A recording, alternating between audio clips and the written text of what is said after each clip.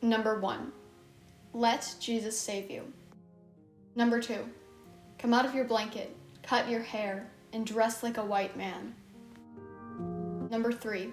Have a Christian family with one wife for life. Number 4. Live in a house like your white brother. Work hard and wash often. Number 5. Learn the value of a hard-earned dollar. Do not waste your money on giveaways. Be punctual. Number 6. Believe that property and wealth are signs of divine approval. Number 7. Keep away from saloons and strong spirits. Number 8. Speak the language of your white brothers. Send your children to school to do likewise. Number 9. Go to church, and regularly. Number 10. Do not go to Indian dances or to the medicine man. These were the rules that Indigenous children had to follow at boarding schools. Native American boarding schools' method of assimilating Indigenous children was achieved, as they were completely deprived of communication with their native families, traditions, and were coerced into having new connections with white people. It all started with the Manifest Destiny, the goal of expansion for white settlers. The Indigenous people stood in the way of that American dream. Carlisle Indian School was the very first Native American boarding school, and a school that went down in infamy for its cultural assimilation. It was founded by Captain Richard Henry Pratt. This is a story of the loss of communication, the sting of rejection, and the physical and mental trauma faced by the children who attended the various Native American boarding schools across the country, and the impact on future generations of Indigenous people. The boarding schools were modeled after Fort Marion, where Native prisoners were held, and, in Captain Richard Henry Pratt's words, civilized. Pratt thought that if these prisoners of war could be civilized, so could Indigenous children, as they were in the way of the Manifest Destiny. The captain founded the very first boarding school, Carlisle Indian School, in 1879 in Carlisle, Pennsylvania. They thought that if they whitewashed the children or assimilated them, then the Indigenous culture would stop being passed down by generations. So, they forced them to learn English and live like the average white settler. As a result of attending these schools, there was severe mental and physical abuse, resulting in heavy psychological damage for the children. A form of emotional abuse was the school administrators telling the children that their culture was worthless, that it was not real. This was extremely damaging to the children because the culture they grew up with was suddenly being condemned by complete strangers. Another example of the mental damage was attachment injuries. According to Fern Naomi Renville, a Native American storyteller, theater artist, and educator, when a child who is safely bonded, safely attached to their parent or caregiver, is with that parent, their body is literally producing all of the happy chemicals that our body makes. Dopamine. When we were taken away from our parents, regardless of how much our parent might have loved us, how safely bonded we were to them before that, when we're taken away from our parents, when we're separated from them, it is an injury to the psyche of a small child. And it creates a lifelong emotional response that plays out literally in your body chemically. So a child who's not safely attached, who has that kind of attachment injury, when that child is with their parent, their body is producing anxiety chemicals. Another main issue is PTSD, or post-traumatic stress disorder, from the years of mistreatment at the hands of the schools. This in turn led to future issues, such as addiction, drug abuse, alcoholism, and even suicide. This led to damage in future generations.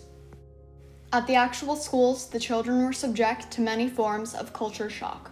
With the change of lifestyle from Native to white, they felt really out of place at the schools. Some Native parents saw that going to the boarding schools was an opportunity that their children couldn't miss because they couldn't afford to take care of them and wanted them to be cared for. They were forced to give up the languages they spoke originally, and they were punished horribly if they were caught speaking in a language other than English. In a lot of tribes, hair is an important sign of strength. Jemla Barda, a cultural interpreter, says, "Our power, our strength, our knowledge is in our hair. So when you have long hair, you have lots of wisdom, you have lots of power, you have lots of knowledge." When they went to these boarding schools, their hair was cut. And so the missionaries, they knew the power of what they were doing to these children. Communication with families was very limited, and children almost never got to go home over the summer. And those boarding schools were so far removed from their families that sometimes the families didn't know where their kids were exactly. So for them to return home, I think it really varied. Most children who attended stayed at the schools for years at a time. If they were lucky enough to be able to leave the schools, they usually went to stay with white families to learn how to be more white. After the children left the boarding schools for good, some of them had the hardship of dealing with rejection, both from their white peers and their own families. They were lost between two worlds. According to Dr. Debbie Reese, in white society, that sort of rejection is not specific just to Native people.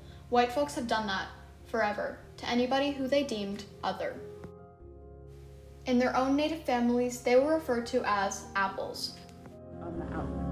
Red on the outside, white on the inside, where you look Native, but you act white because you've been assimilated. In summary, acceptance of the children from boarding schools and Indigenous people in general was rare. No matter what they looked or behaved like, they were without a society to turn to. As generations move forward, less and less people are aware of their once familiar Indigenous culture. Parents and grandparents never passed their culture on to their children because of their experiences at the boarding schools. Ancient and important languages are being lost. Families and tribes from all over the country are still recovering from the trauma inflicted upon their older people. Abused. And this left actual trauma in boarding school survivors' DNA, which is then passed on to their children and their children. Years go by and there have been dramatic changes. The relationship with the white society has gotten better, and so has the relationship with the Indigenous tribes. Communication with the tribes are no longer limited, and the trauma that they experienced is healing. However, it may never heal fully. Also, remember that the children who went to these schools are survivors, not victims. Dr. K. Sayanina Loma Waima says this. We're going to say survivors and non-survivors, perhaps. And that's really important because this notion of Native victimhood is deeply, deeply, deeply entrenched in U.S. society and mythology of U.S. history. It kind of naturalizes the fact that, oh, Native people lost. Isn't that too bad? They're such victims. We can feel bad about it, but just couldn't have gone any other way. And that's very much a constructed, self-serving mythology. So we have to be really watchful for those things. I think Native American boarding schools everywhere helped to get rid of the culture of the Indigenous people, leaving lasting impressions with the sting of rejection, loss of communication, and physical and mental damage. Native American boarding schools forced Native children to have new relationships with whites, and because of the stripping methods the school used, they were robbed of their culture and communication with their tribes. Number 1. Wreck traditional communication between Native Americans and replace it with the American way. Number 2. Choose a violent approach to this situation, one that'll leave scars. Number 3.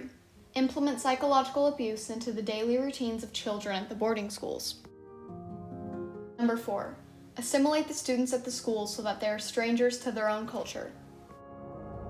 Number 5. Leave trauma coursing through the veins of generations of Indigenous people. These are the effects of the boarding schools and what they've done to the Indigenous people of the nation. Sadly, this sort of thing happens even today. Immigrant children are being ripped from their families and detained in detention centers, with their families usually having no idea where they are. Just as taking away kids back then was justified, taking away kids is being justified now.